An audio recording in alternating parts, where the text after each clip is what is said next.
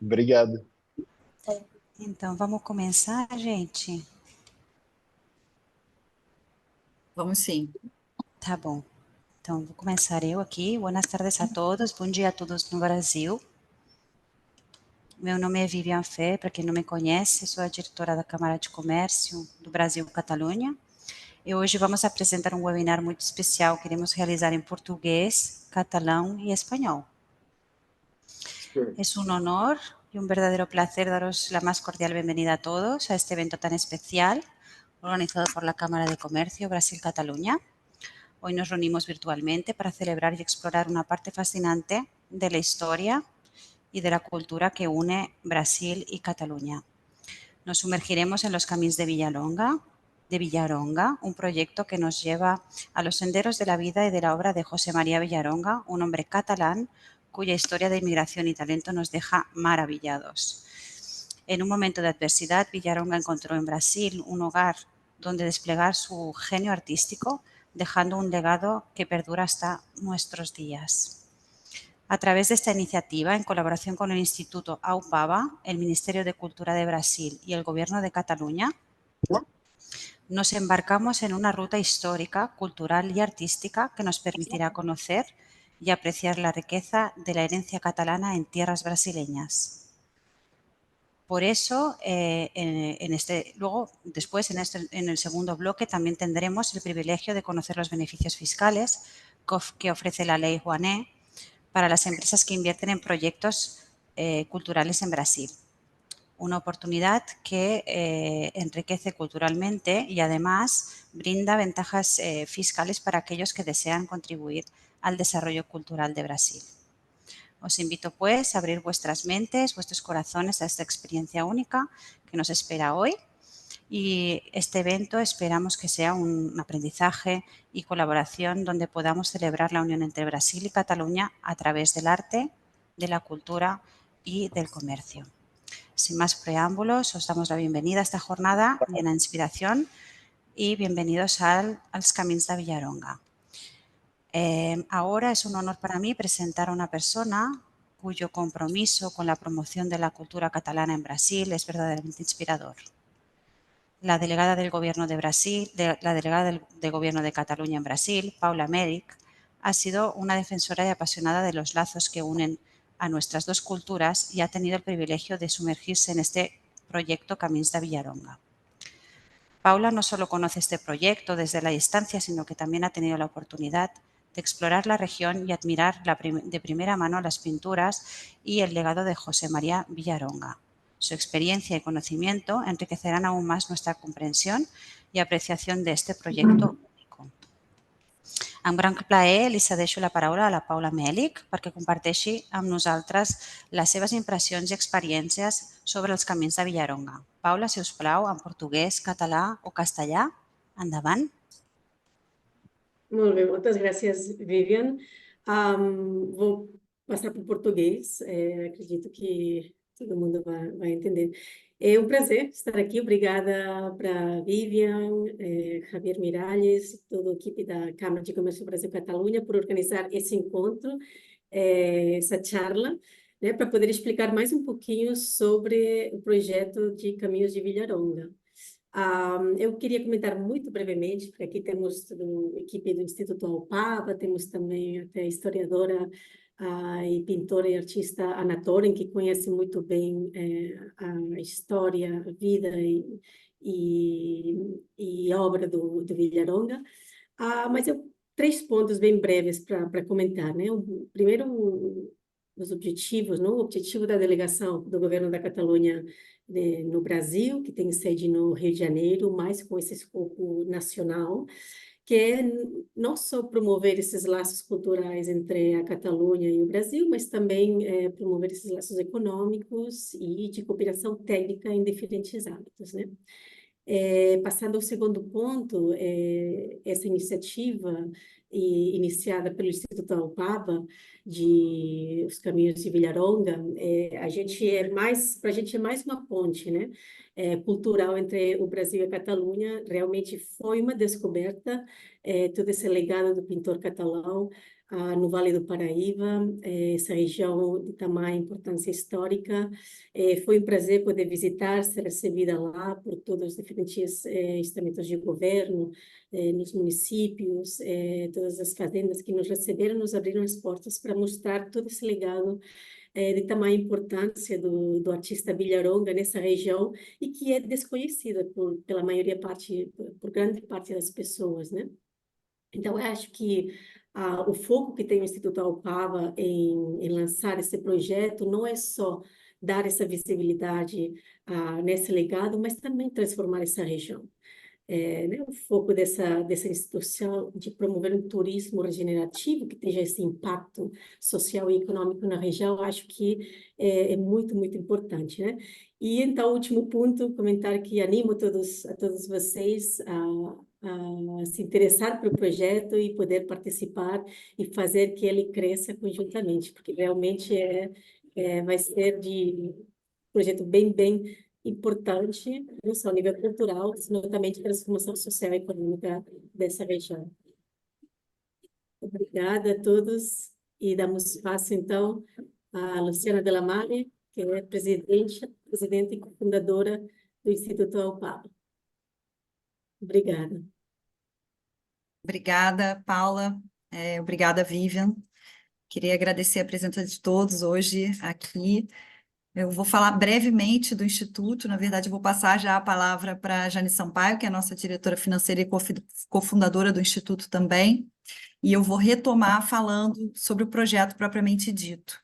É um prazer muito grande estar aqui com vocês hoje, e estou aún disponible a hablar espanhol si necesitan, pero vamos a continuar en portugués porque todo el equipo habla en portugués, así que, bueno, tenemos también la disponibilidad de hablar, de charlar algo más específico y algunas dudas que puedan surgir durante la presentación en español. Bueno, catalán aún no, pero espero que brevemente sea posible hablar con ustedes en catalán. Muchas gracias. E passo a palavra a Jane Sampaio, que vai falar um pouquinho sobre o Instituto. Bom dia a todos. Como a Luciana apresentou, eu sou Jane Sampaio, cofundadora também do Instituto Alpaba. A gente está muito feliz com esse espaço que vocês concederam para a gente. Queremos agradecer, né, à Câmara de Comércio. Eu vou só fechar a minha câmera aqui, porque está travando muito a minha internet. Mas eu estou aqui, abri para me apresentar e vou falar um pouquinho para vocês sobre o nosso instituto, né? Então, o Instituto Alpaba é uma organização não governamental sem fins lucrativos e especializada em ações e projetos de impacto voltado para o desenvolvimento territorial com foco no turismo regenerativo. Nossa preocupação maior é que nossos projetos tenham a capacidade de transformar seus principais interlocutores, que são os nossos interessados, né? De uma forma regenerativa, contribuindo ativamente nos ecossistemas, nas economias e nas culturas locais. Enfim, o Alpava busca trazer uma reflexão territorial, através da nossa expertise no turismo. Então, a gente trabalha aí com uma abordagem considerando as dimensões ambientais, sociais e de governança, né? Apoiando também essas instituições e empresas interessadas em contribuir. O que fazemos? Criamos planos estratégicos, elaboramos projetos, realizamos candidaturas especializadas, promovemos destinos e roteiros temáticos. Opa, passou o meu slide. Volta um pouquinho, Lu? Não, tá bom. Travou? Eu acho que travou. Sim. E como... Travou, né? A minha internet está travando. Desculpa, gente. E como atuamos... Vou ser breve. E como atuamos com transparência, numa abordagem sempre holística, né? Olhando todas as dimensões que os projetos que a gente propõe pode alcançar, de forma inovadora e criativa para atender os objetivos também do nosso público, né? Para atrair o nosso público. Vou apresentar a nossa equipe aqui. Pode passar, Luciana, por favor? Então, Jane, né, já me apresentei como eu sou química industrial e administradora de empresas e trabalho também na parte da gestão do projeto e na gestão financeira, com forte embasamento também no terceiro setor. A Luciana Delamare é a nossa cofundadora e presidente do Instituto Opaba, especialista em turismo regenerativo com viés cultural, trabalha há mais de 20 anos no setor de turismo. Maria Alice, que é a nossa rede de comunicação, eu acho que ela ainda não entrou na reunião, né, ô Lu? Eu entrei, sim.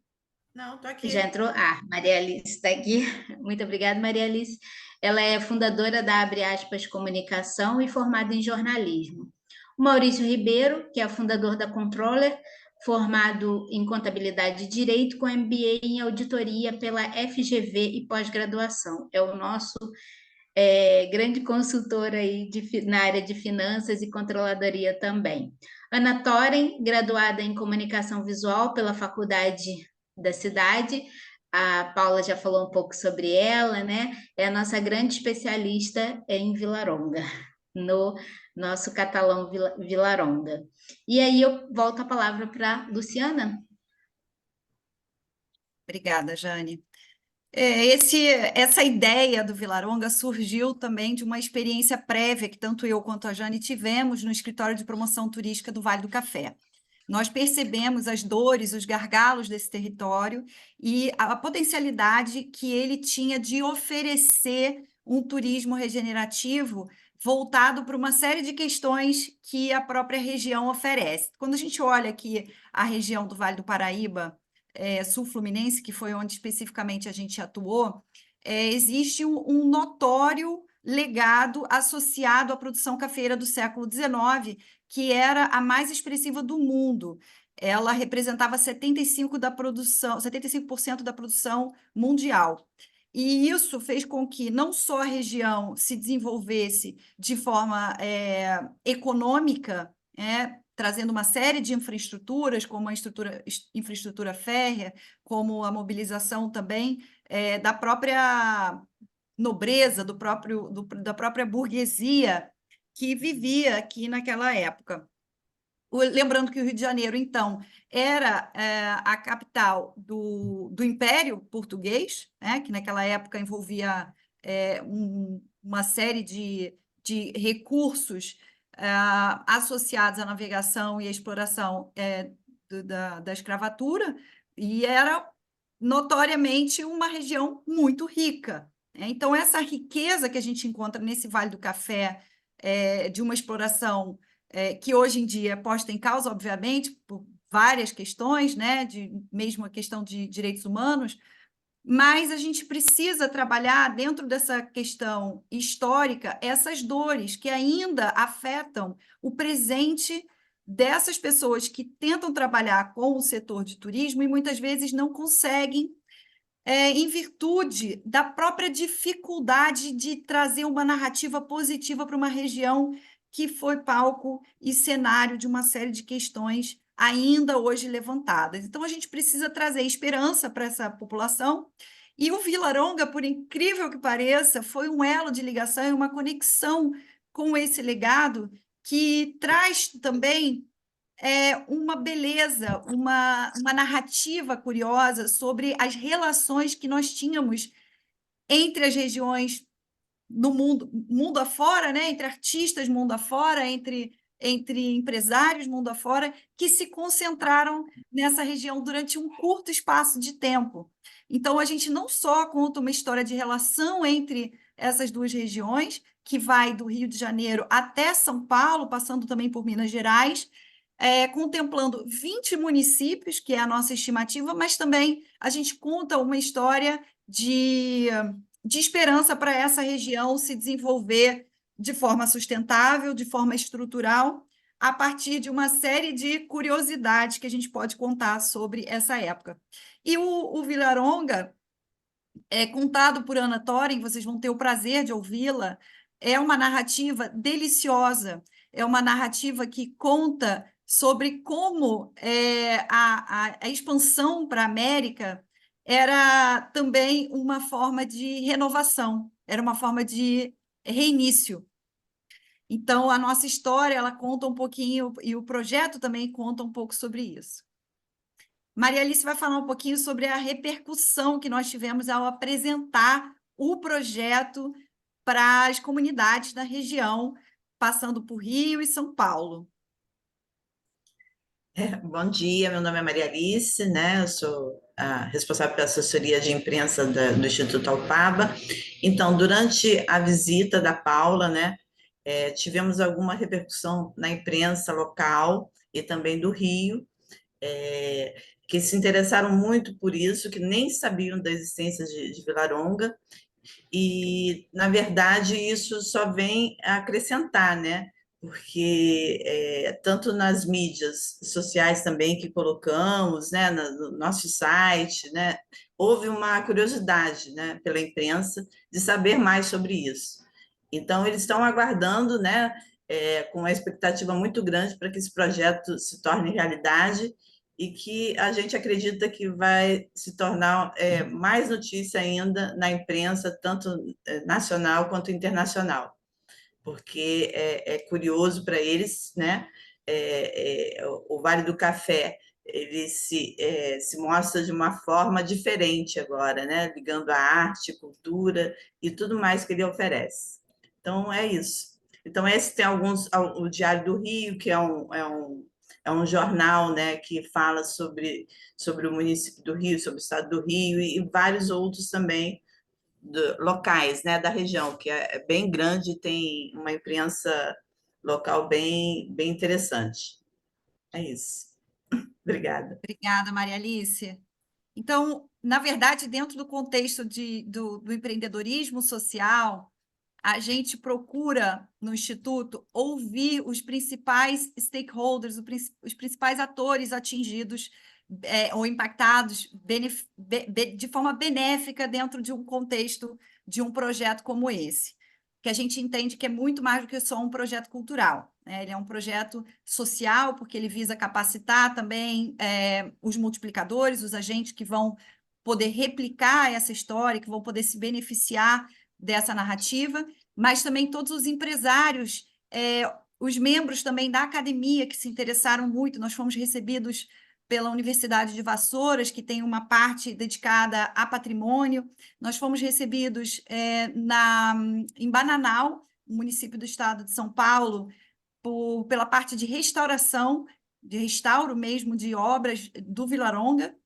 que tem sido objeto de bastante interesse da comunidade local. Então, a gente vê que há um bom momento para se investir na região, aliando os nossos esforços aos esforços que já estão sendo engajados localmente. Essas ações, obviamente, vão se expandir e esperamos que não seja só uma ação de um ano.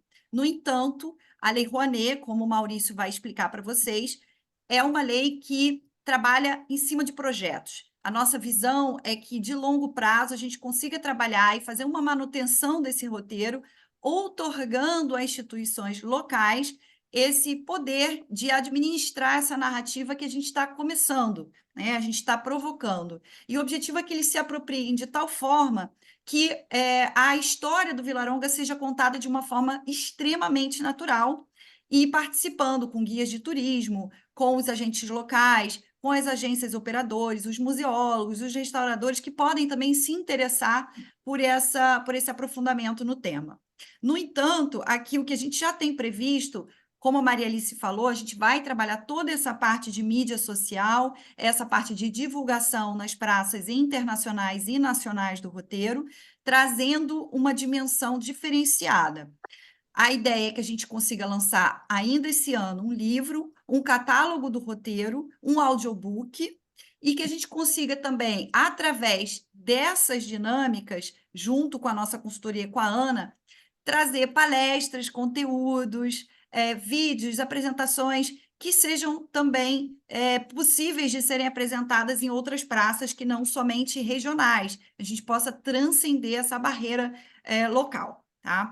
Então, a gente estima que, de fato, dentre as regiões contempladas, vamos ter pelo menos de 15 a 20 municípios contemplados, porque essa região é uma macro-região turística, ela engloba muitos municípios. Então, o Vale do Café, no Rio de Janeiro, são 15 municípios, pelo Ministério do Turismo, e a região do Vale Histórico, em São Paulo, que engloba mais cinco municípios. Se não tiverem fazendo alguma alteração nesse sentido, 5 a 6 municípios. Então, nós estamos falando de aproximadamente 20 municípios, 2 milhões de pessoas que podem ser impactados indiretamente por uma ação dessas, que parece muito simples, mas que, no fundo, trabalha muito a autoestima dessas pessoas que estão numa região onde muitas vezes não se associa a cultura às suas vocações territoriais.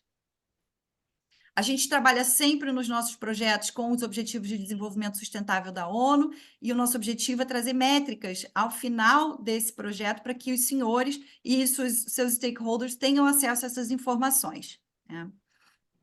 Dentro desse contexto, nós temos um projeto hoje, dentro da Lei Rouanet, aprovado para captação de aproximadamente 355 mil reais, que é um valor que pode ser, e o Maurício vai explicar melhor, que pode ser abatido dentro desse contexto da isenção fiscal ou benefício fiscal, e a gente consegue trabalhar com cotas menores, né? Se nós tivermos um patrocinador master, vai ser maravilhoso, mas a gente também pode dividir e cotizar com outros patrocinadores e apoiadores. Obviamente, nós estamos muito abertos a fazermos parcerias, alianças, mesmo no âmbito de cooperação técnica com outras instituições da Catalunha, e seria muito interessante que a gente pudesse conversar sobre todas essas dimensões que transcendem a questão mesmo financeira.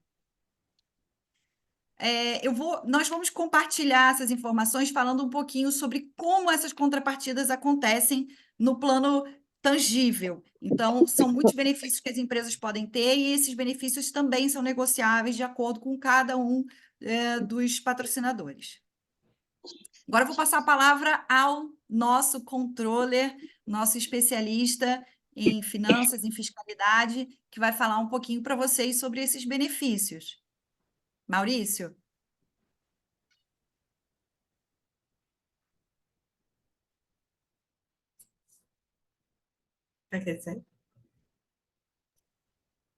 Maurício? Está com o microfone fechado.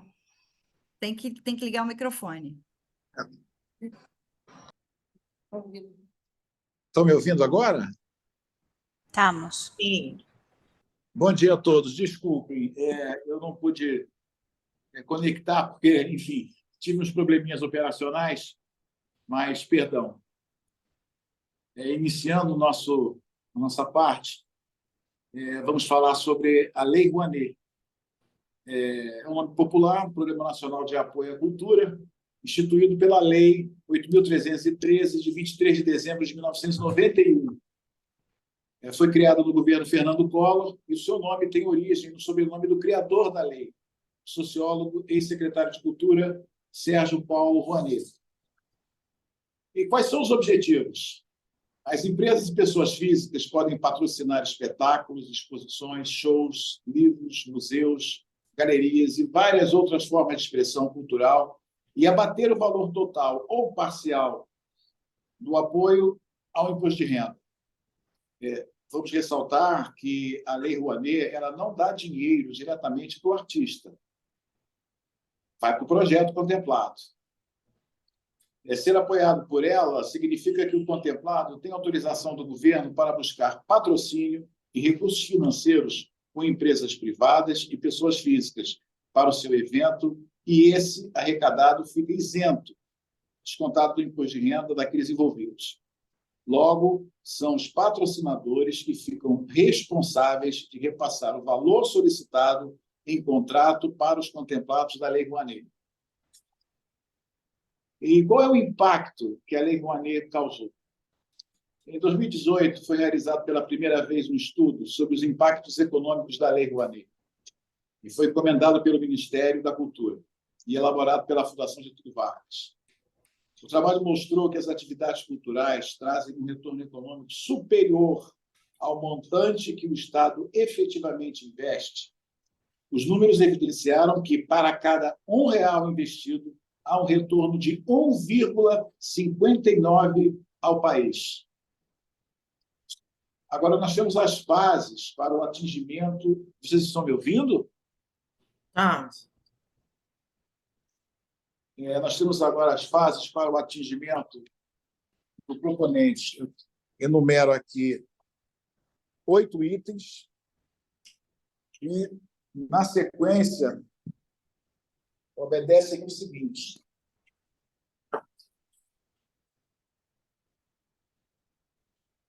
Bom, primeiro, o proponente apresenta uma proposta ao sistema de apoio às leis de incentivo à cultura.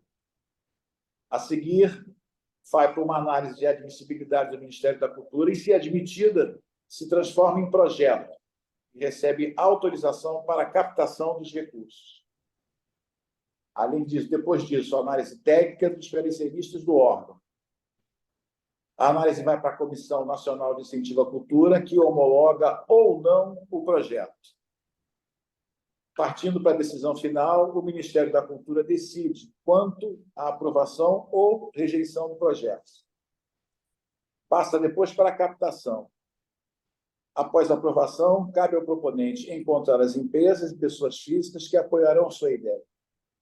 Ao captar 20% do valor aprovado, poderá iniciar a execução da proposta conforme detalhamento do projeto.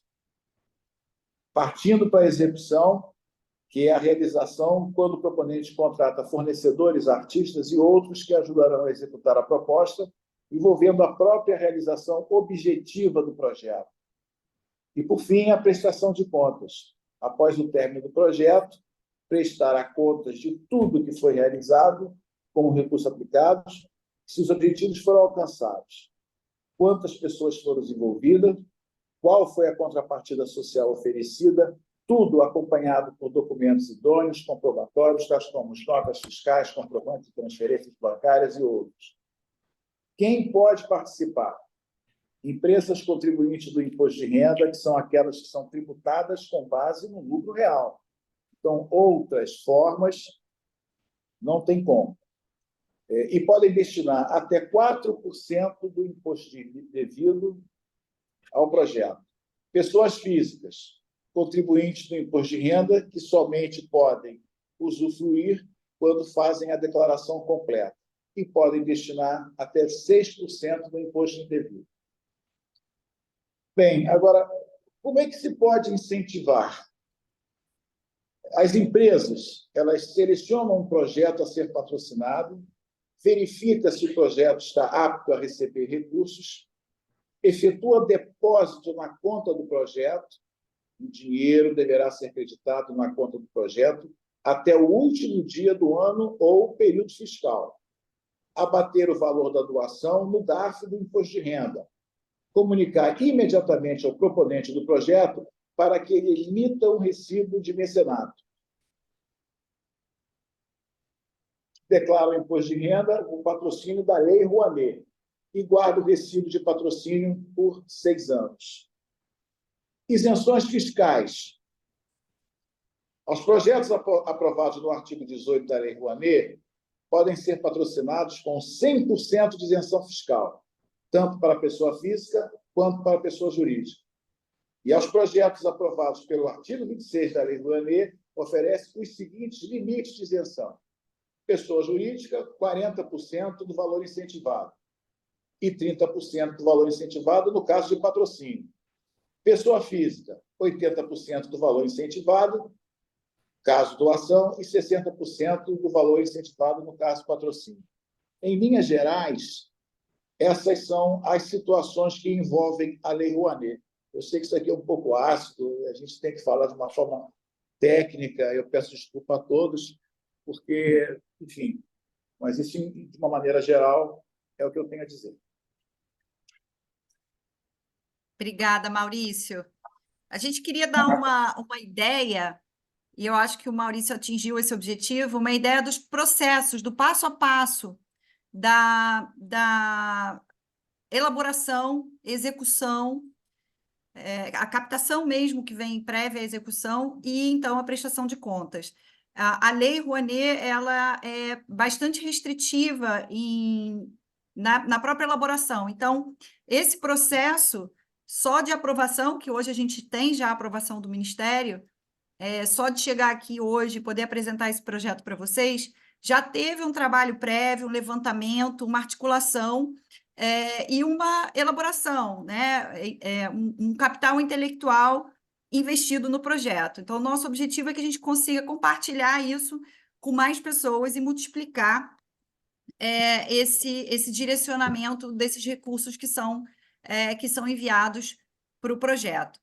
Conforme o Maurício explicou, nós temos uma conta do projeto e toda prestação de contas é baseado e auditado dentro desse contexto também da prestação final que é feita e que a gente vai acompanhando ao longo do ano de uma forma muito transparente, para que os nossos patrocinadores saibam e entendam como esses recursos estão sendo utilizados. Tá?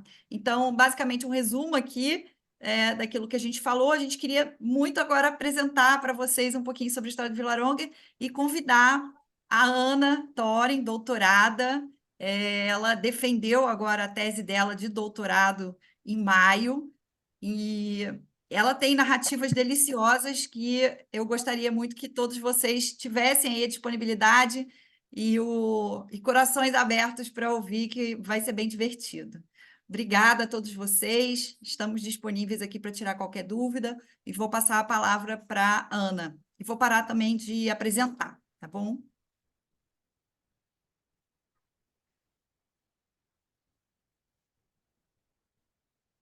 Está fechado o seu áudio. Deixa eu tentar abrir o seu. Agora foi. Você abriu e fechou. Espera aí.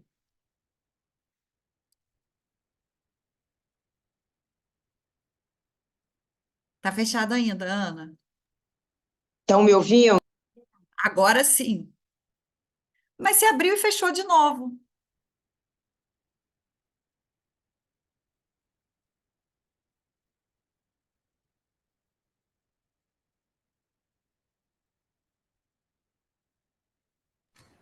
Só um Já minuto, ativaram? gente. Agora. Estão me ouvindo? Sim, Então, agora. vamos ver se vai ficar assim. Então, coincidentemente, eu estou aqui nesse exato momento no Vale do Paraíba, na cidade de Vassouras, porque está ocorrendo essa semana um evento muito importante que se chama o 8º Colóquio Internacional As Casas Senhoriais Portugal, Brasil e Goa. E é um projeto que estuda exatamente essas habitações palacianas do século XIX, e esse ano o evento está ocorrendo aqui. E ontem nós tivemos a oportunidade de fazer uma visita à residência, né, à casa onde viveu o Barão de També, que foi um homem muito importante, um capitalista, um financista ligado ao ramo do café, muito importante aqui da região, cuja a residência o Villaronga decorou e pintou com pinturas murais. Então, o pessoal ficou muito impressionado, as pessoas que visitaram, principalmente os portugueses, embora eles estejam acostumados com esse tipo de acabamento decorativo, vamos dizer assim, ficaram muito impressionados com o trabalho do Villaronga, porque o trabalho dele, de fato, foi muito singular para o período. Eu acho que isso é que é importante eu colocar aqui agora para vocês, porque a partir de 1850, o Rio de Janeiro, né, que era a corte do Rio de Janeiro, ele passou a intensificar ainda mais as suas atividades culturais e sociais. As casas passaram a ser ainda mais aprimoradas com todo tipo de recurso decorativo, e, enfim, as famílias mais abastadas do Rio de Janeiro passaram a investir mais nesse tipo de recurso, justamente porque a vida social estava se ampliando. E é o momento em que o Villaronga chegava aqui no Brasil. Eu estimo que ele tenha chegado pelo Porto da Corte por volta de 1845, porque a pesquisa que eu fiz, eu não encontrei o nome dele até 1842, e a partir de 1842, esses registros foram interrompidos. E eu sei, nós sabemos que em 46 ele já estava aqui no Brasil. Então, ele vai adquirir uma residência própria em 1848, aqui no Vale do Paraíba.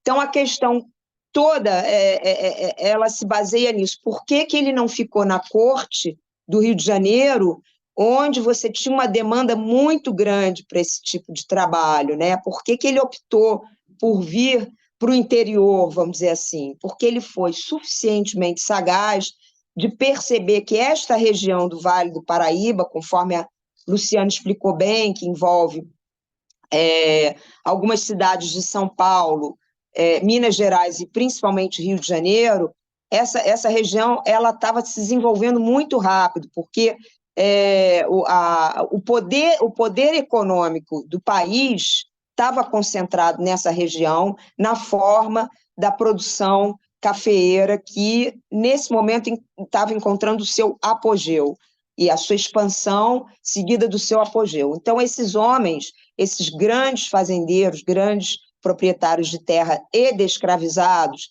que começaram a enriquecer muito com a produção cafeeira, eles passaram a seguir, vamos dizer, aquelas condutas, né, aquelas normas de sociabilidade que já vinham sendo praticadas na corte.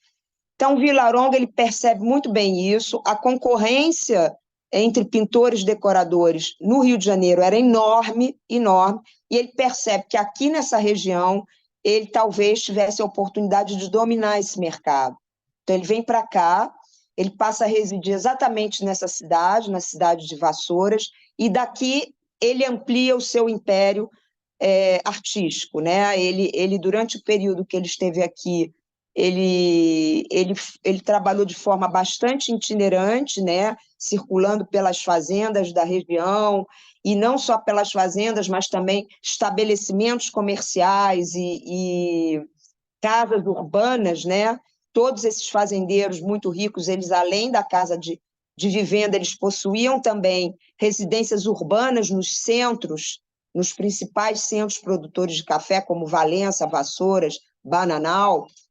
E o Villa-Longa, então, ele soube muito bem se inserir tanto nessa sociedade local, né, quanto no mercado decorativo que vinha se desenvolvendo com muita rapidez nessa região. O diferencial dele, eu acho, na minha opinião, e por isso ele merece, de fato, como artista, ter um reconhecimento maior e uma visibilidade maior, não só da sua obra, mas também como as suas formas de trabalho, a forma como ele trabalhava, os seus projetos, como ele viabilizava isso, de que maneira ele se relacionava com esses homens muito ricos, de forma que um fosse indicando ao outro o trabalho dele, e assim ele foi expandindo, vamos dizer, o seu império artístico, claro, sempre sustentado, alicerçado pela exploração da mão de obra escrava, que era dali que vinha todo o dinheiro dessas pessoas.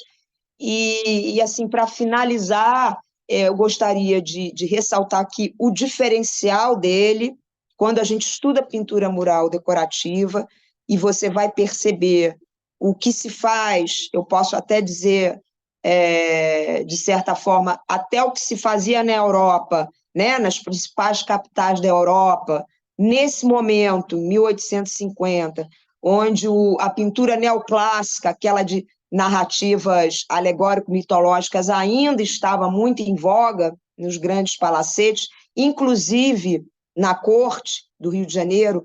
Ele chega aqui e ele introduz um estilo próprio dele, de pintura decorativa, onde ele vai se utilizar de muitos elementos da cenografia catalã. Você vê isso claramente nos trabalhos dele. Ele vai se utilizar de muitos elementos dos movimentos artísticos que estavam ocorrendo no período em que ele ainda vivia em Barcelona, né? Então, ele vai trazer toda aquela bagagem artística e cultural que ele vivenciou em Barcelona antes de sair de lá. Isso tudo misturado na paleta de tintas dele com o que ele auferiu da cenografia catalã, porque nesse período os pintores decoradores barcelonenses eram também cenógrafos, e isso tudo ele vai trazer para essas casas senhoriais aqui do Vale do Paraíba. Por isso que a visualidade da obra dele é tão diferente, tão distinta de tudo que havia sido produzido até então, vamos dizer, aqui no Rio de Janeiro, né, no período. Então, por isso a obra dele é tão importante, a forma como ele foi muito bem sucedido ao longo de 2 décadas, o reconhecimento dele como profissional, como artista, como decorador, está registrado em inúmeros jornais do período.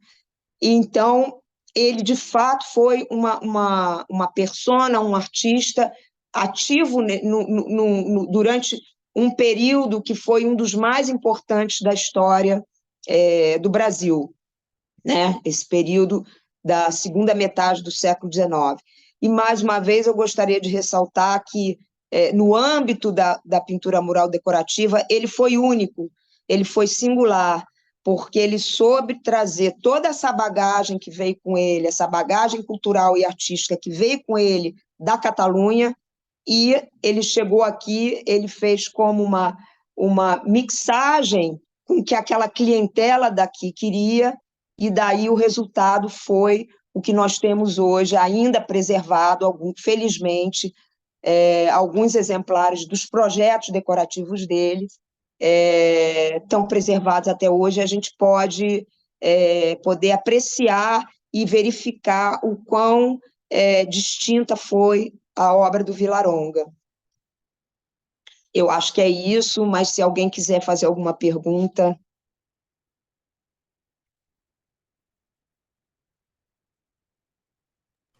Obrigada, Ana.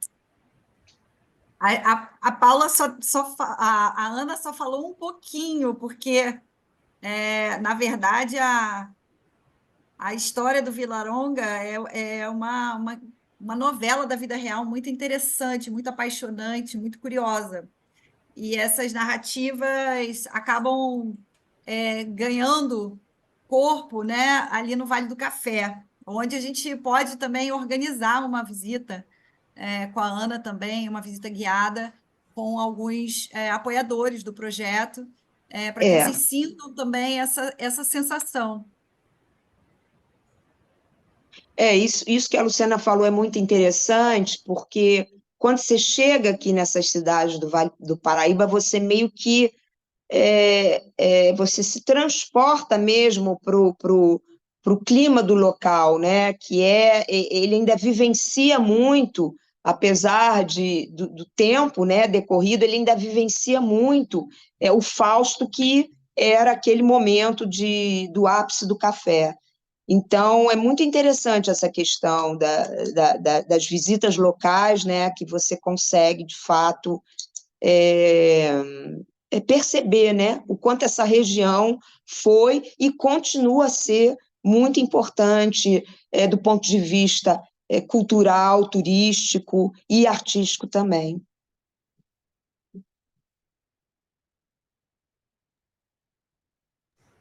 Acho que a gente conclui aqui, Vivian, talvez abrir para questões. A pergunta, sim.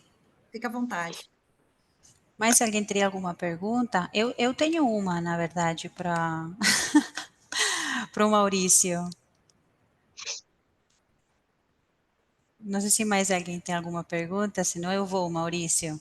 Você falou como pessoa física, as pessoas também podem fazer essas aportações. Você pode explicar para a gente como seria esse processo? Se é complicado, se não, o que a gente tem que fazer?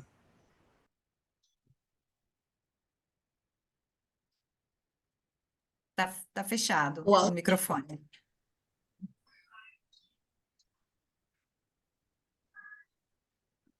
Perdão.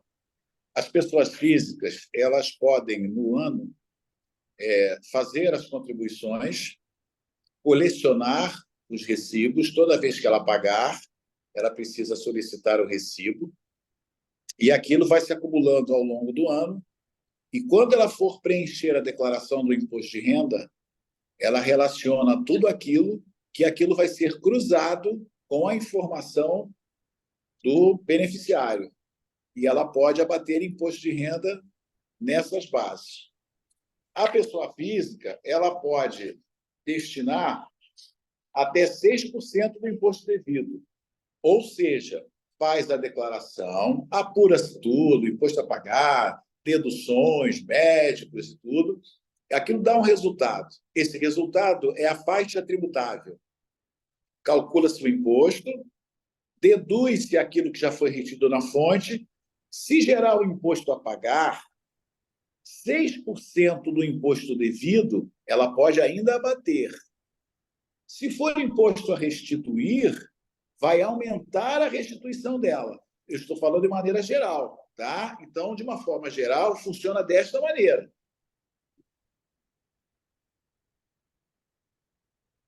Perfeito, muito obrigada. E outra questão, os empresários MEI também conseguem? Não, infelizmente não. Somente empresas tributadas com base no lucro real. Nós temos lucro real, lucro presumido, Simples Nacional e MEI. São as 4 situações. Infelizmente, essa vantagem, entre aspas, está somente voltada a empresas tributadas com base no lucro real. Perfeito, muito obrigada pelas aclarações. Não por isso. E mais alguém teria alguma outra dúvida? Não? Eu tenho uma dúvida. Por favor. Existem outras formas de incentivo fiscal, que não pela Lei Rouanet ou leis de incentivo de esporte, essas coisas, que as empresas podem ter na Catalunha ao patrocinar esses projetos no Brasil? Sim, existem. Tá? Existem. E segue mais ou menos no mesmo molde da Lei Rouanet. Existem situações, inclusive, do governo federal, estadual e até municipal. Uhum. Mas você diz por lei do esporte, lei ou não? Leis Porque aqui no específicas, Brasil, sim, tá. específicas. Porque aqui no Brasil eu sei que empresas que patrocinam projetos de organizações da sociedade civil, que estejam enquadradas no MIROSC, né, no marco regulatório, elas podem abater esse valor do lucro operacional, mesmo o projeto Sim, não estando aprovado por lei de incentivo, né, como Rouanet, né, PROAC, tem em São Paulo, né, e outras, lei do esporte. Então, não precisa estar enquadrado nisso, não abate 100% do valor, né, mas consegue abater alguma coisa. Para as sim, empresas da consegue. Catalunha, na mesma situação, como é que funciona? Vocês sabem dizer? Das empresas, Da Catalunha. veja bem, Empresas... a legislação ela permite dedução do imposto de renda para empresas que estejam estabelecidas no Brasil. Naturalmente, se ela tiver inscrição no Brasil, CNPJ, digamos assim, ela tem a inscrição no Brasil, está sujeita ao imposto de renda brasileiro, tudo isso irá abater, independentemente da nacionalidade da instituição. Mas ela tem que ter uma unidade no Brasil. Eu não sei se eu respondi a sua pergunta. Tá, não entendi. Sim, ela precisaria ter uma base no Brasil, né? Sim, eu vou lhe dar um exemplo do Banco Santander, que é um banco espanhol. Por exemplo, a matriz é na Espanha, ela tem agências no mundo inteiro. No Brasil, com referência a essas legislações brasileiras, quando ela fizer o imposto de renda dela no Brasil, das operações brasileiras, sim, ela pode usufruir.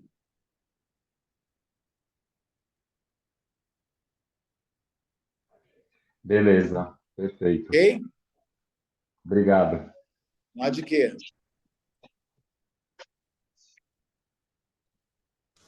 Tá, mais alguém?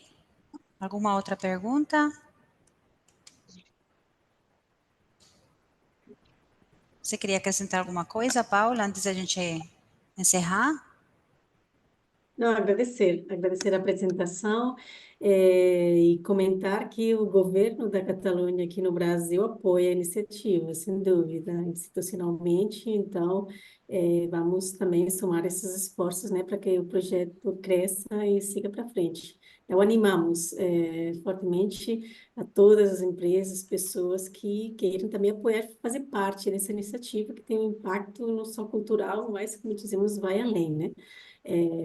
De melhorar a vida também das pessoas na região e dar a conhecer todo esse legado, não só ao nível nacional do Brasil, mas também internacionalmente, né? É uma ponte perfeita entre aquelas pessoas e empresas que têm essa conexão entre Brasil e Catalunha.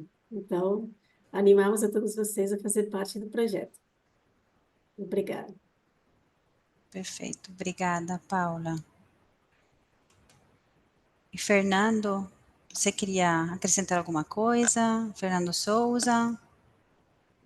Olá, Vivian. Queria agradecer a apresentação e o convite também. Dizer que antes do Itamaraty, antes de ser diplomata, eu trabalhei no Ministério da Cultura com Lei Rouanet especificamente. Então foi muito bom ver a apresentação está muito bem embasada, segue bem os pontos, né? Acho que o primeiro aspecto da Lei Rouanet que é pouco compreendido é que é uma lei que dá o atributo ao proponente de captar recursos, né? Ela não transfere recursos. Então, acho que esse aspecto foi muito bem abordado pelo Maurício. Eu queria agradecer mais uma vez a apresentação. Gostei muito do projeto e espero que conseguir a captação devida. Obrigada. Obrigada. Aqui também, Fernando, vai ser um prazer poder também trocar com outras instituições e, enfim, fico à disposição para a gente apresentar os detalhes desse andamento aí do projeto. Agradecer muito à Câmara de Comércio, agradecer a Paula pelo apoio, ao governo da Catalunha. Muito obrigada, Luciana. Bom, chegamos no ponto final. A gente agradece muito a participação de todos, de cada um de vocês, pelo compromisso, por todas as aportações. E a gente vai colocar esse webinar no canal do YouTube da Câmara de Comércio. E a gente vamos compartilhar ainda para dar mais divulgação no projeto. E a gente simplesmente encerra e muito obrigada a todos. Muito obrigada, foi um prazer. Obrigada.